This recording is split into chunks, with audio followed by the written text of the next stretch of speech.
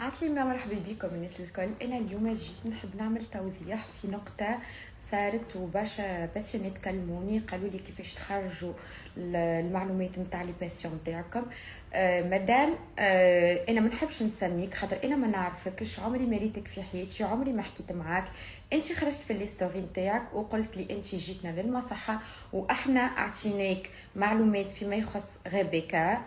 مادام انا حبيت نقولك انت عمرك ما جيتنا، عمرنا ما ريناك، عمرنا ما حكينا معاك، وانت عمرك ما اتصلت بينا ولا سالتنا على حتى موضوع. انت خرجت تحكي في الستوري تقول احنا عطيناك معلومات. مادام هذا اتهام كاذب لنا احنا وتشويه سمعه للمصحه نتاعنا وليا انا شخصيا. انت مادام كان عندك مشكله مع بتنجم تفضها، اما بعيد علينا احنا، فمش علاش تدخلنا احنا في المشاكل نتاعك. انت تتهم فينا بابشع اتهام اللي هو